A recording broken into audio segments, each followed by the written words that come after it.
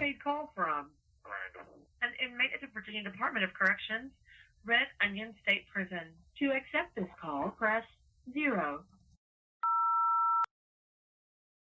My name is Randall Via, and I'm currently serving 1,214 years for capital murder in Red Onion State Prison in the state of Virginia in the USA. And this is my podcast, Red Onion Randy. I hope you enjoy listening to me. Today, I'm going to talk about fear. Fear is something everyone deals with. I don't care how tall you are, how much muscle you have, how fast you are, how hard you hit, how hard you kick. I don't care what military experience you have, what martial arts experience, street fighting, prison fighting. None of that stuff matters. Every single human being on the face of this earth deals with fear. And they deal with it in one or two ways. They either face their fear, overcome it, or they run from their fear and allow it to chase them around like some ugly little monster in a children's story. Those are literally the only two ways you deal with fear. You overcome it, or you run from it. There is no in between. I've been in prison, going on 31 years now, juvenile and adult, and I have dealt with fear since I was young. You know, fear of my dad getting drunk and beating the hell out of me, or just being sober and beating the hell out of me, or what he'd do to my brothers, or being afraid of the dark when I was young, being terrified of drugs and drinking, being afraid of getting into fights, of getting stabbed or shot. I've had to deal with all kinds of stuff. I've been afraid here in prison, especially when I first came to prison. That's a terrifying experience, let me tell you. But the thing is, I'm a fighter. I will say this. One thing that my dad did do, he made me tough, period, end of story.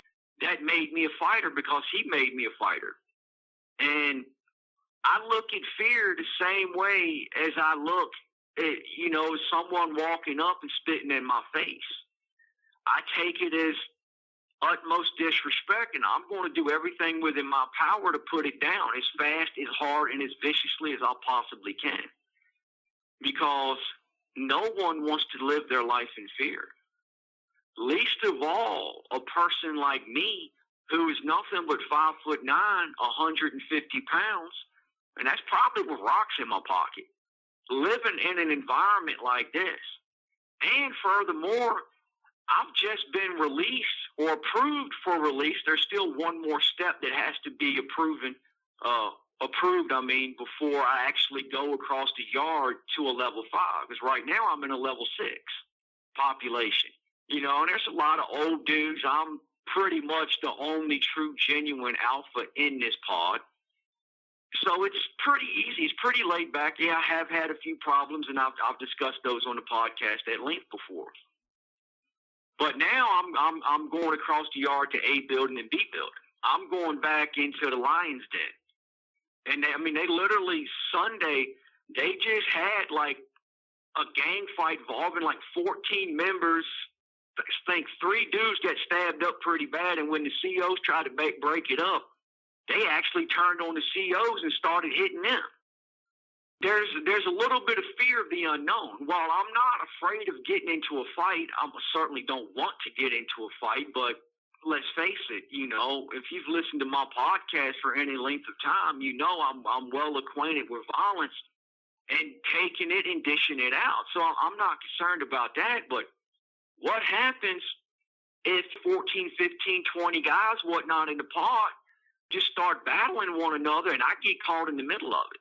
There's that fear of, I go to use the phone to call Michael, my producer, so I can do another podcast, and I have some young gangbanger walk up and get in my face talking about, yo, white boy, you want to use the phone? You got to pay me to use the phone. I know how I would normally react in a situation like that. There would be no talking. There would be no discussion. I'm afraid I'd punch him in the throat with a Buddha palm, drop him on his ass, and watch him choke to death. And I'm scared of that. How do I deal with that? Someone putting me in that position, because this is the thing. I'm not going to put myself in that position. I'm not going over there to start anything. I'm not even going over there to try to be friends with anyone, to get close to anyone, to really even have conversations with anyone. I'm going over there simply to do my time, get a few extra privileges, and get released from prison or get transferred before my release from prison happens, so I can go down to lowlands, to a level 4, maybe a level 3. What happens if someone puts me in a position where I'm forced to be violent again? Because let's face it, if guys are willing to walk up to you and say, hey, yo, you have to pay me to use the kiosk, you have to pay me to use the phone, do you really think they're the type of individuals to listen to reason, to listen to a logical argument? And I hope that I would have the capacity to say, hey, look, man, I don't want trouble. I've been doing this for a long time. You don't know me. You don't know where I come from. You don't know what I'm capable of. Go talk to the COs, man, ones that know me, because they'll pull your card. I'm not the one. I'm not the one, man. I'm warning you. Please let this slide, dude. Is he going to listen to that? No, he's not. And then what do I do? I mean, I have a little bit of fear of going over there, but I also have faith in God. And that's how I deal with that. God, I trust you. And that helps me. That gives me some comfort. And yeah, hey, that doesn't mean that God is going to not allow me to experience that. Maybe it's a test. Maybe he wants me to experience that to see, hey, will I just fly off the handle and just start beating the hell out this dude? Or will I try to be an adult and reason with this guy? I can tell you one thing I'm not going to do. I'm not going to go to the CEO and say, hey, the bad man won't let me call my mommy. That'll never happen. But, so I have to think of all of these things. And that's what you have to do with fear. You have to think about what it is you're afraid of.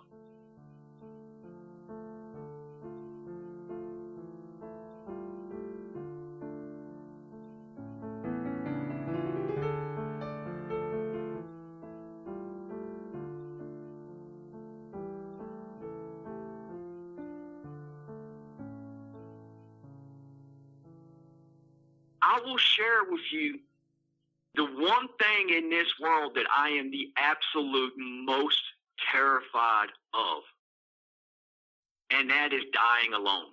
That's living life and dying without knowing true, genuine love. My greatest desire is to be married. It's to have a wife and children, a couple of dogs, maybe a cat, decent little place to stay. That is my greatest number one desire for myself.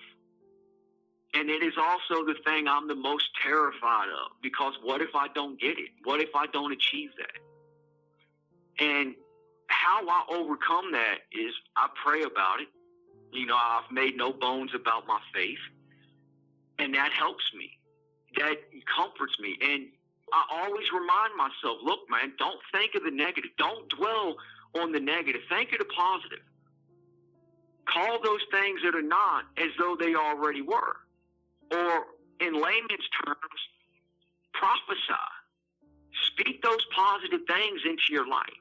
So when prison becomes too much, when it just being stuck in this cell, seeing these white walls, seeing these doors and these horrible trays and the razor wire and the fences and the guns and the canines, you know what I'm saying? Seeing all these things, when it becomes too much and it starts wearing on me, and I'm just, that fear wants to rise up, that negativity wants to rise up. I have to consciously remind myself, first of all, man, Randy, don't go there. Don't let your mind dwell on the negative, because the only thing it's going to do is feed on itself. It's just going to make itself worse and worse and worse. Find something positive to think about.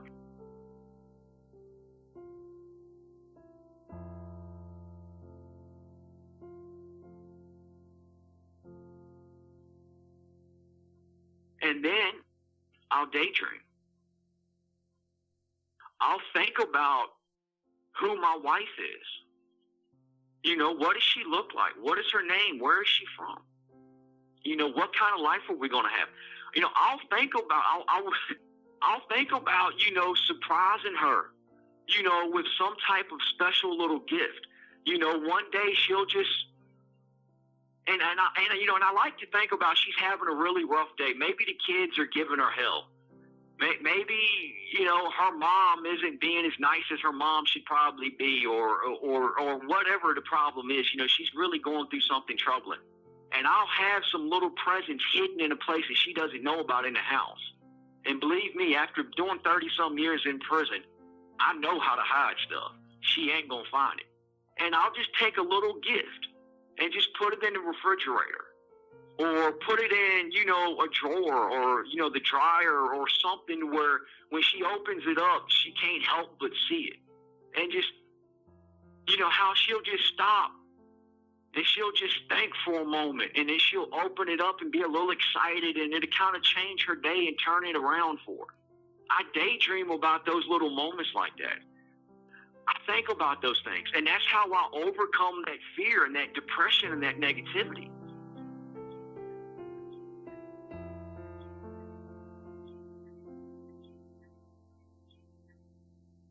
I don't really get afraid of getting into a fight with someone.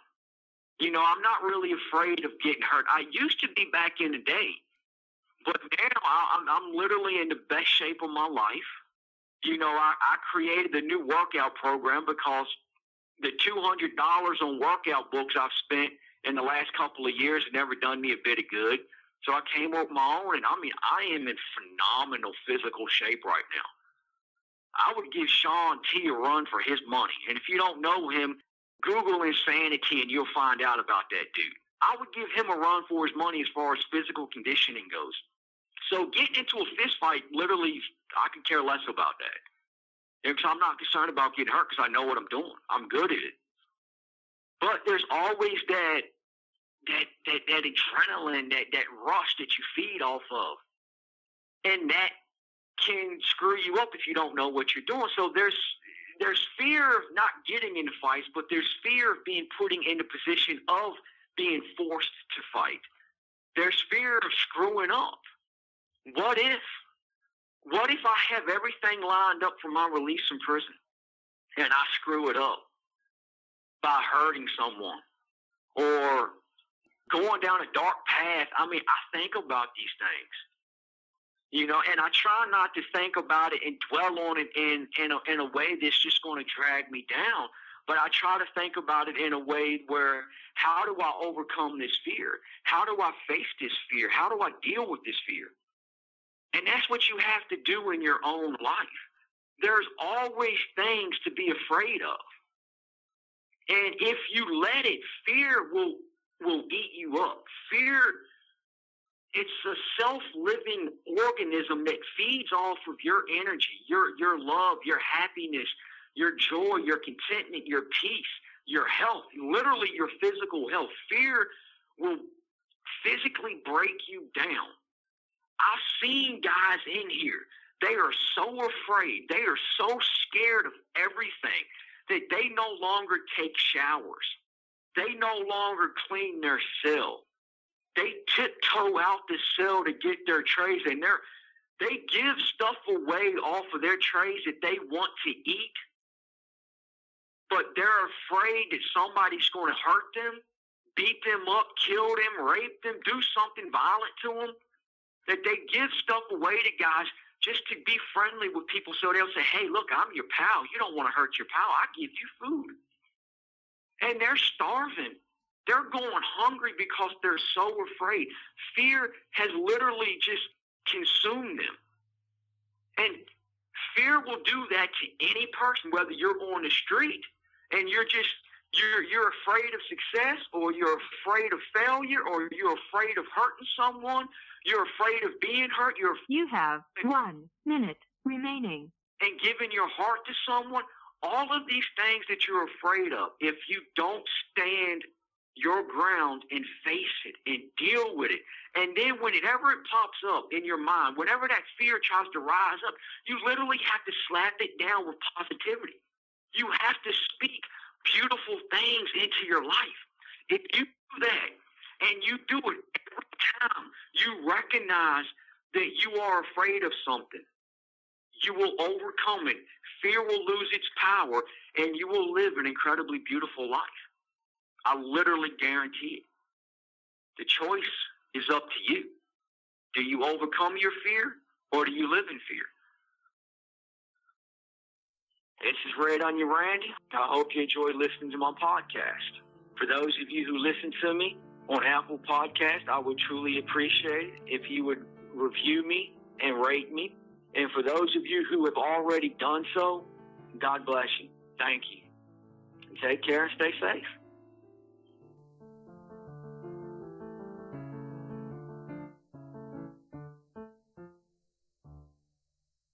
Thank you for using GTL.